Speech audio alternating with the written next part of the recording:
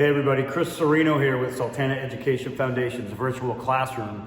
Today we're going to be looking at one of the most famous pieces of propaganda ever published here in the American colonies.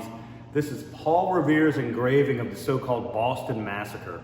Now before I get into the details of this engraving, let me tell you a little bit about what actually happened on that fateful day on March 5th, 1770.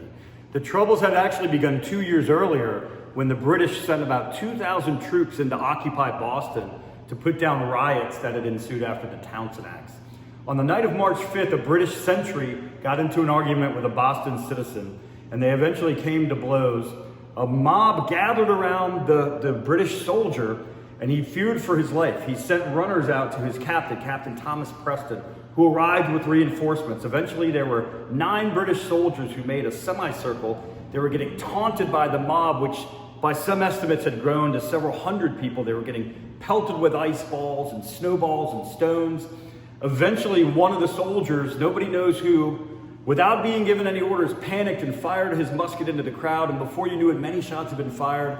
11 colonists were wounded, and 5 of those 11 ended up perishing. That's what actually had happened. All right, so what we're gonna do now is we're gonna kind of walk you through this engraving of all the different aspects that Revere shows. First, let's look at the British soldiers. When I described the event, I said it was very chaotic and these men were surrounded by a mob and getting taunted. But when you see what happened in this engraving, you see what appears to be the captain giving an order to fire a very coordinated volley.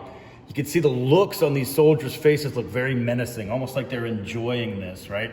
And they're shooting an organized round of lead into what looks like a very innocent crowd. So this is not what actually happened. You can see up here, it says Butcher's Hall right above the British troops. Moving around, this is the old State House in Boston where this happened.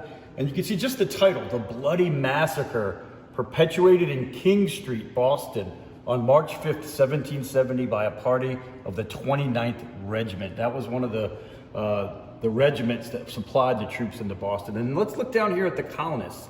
Remember I had said this was an angry mob, taunting the soldiers, pelting them with ice balls. But when you look at this crowd, they're all dressed like very well-to-do citizens. They look very peaceful. There's even a woman right here gazing out from the image with her hands clasped.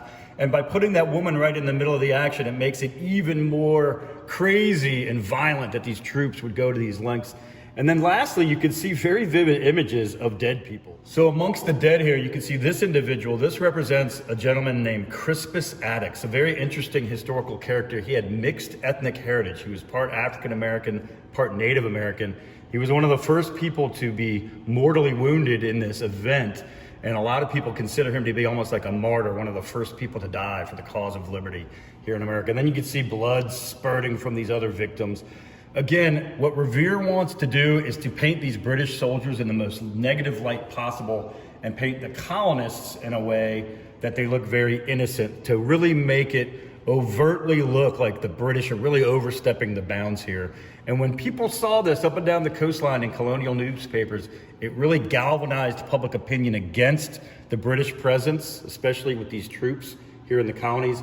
And a lot of people credit this engraving with sort of making the problems worse between the British and their colonial subjects, ultimately leading to the American Revolution about 5 years later. So again, a piece by Paul Revere, a really amazing example, a very successful example of what we today would call propaganda.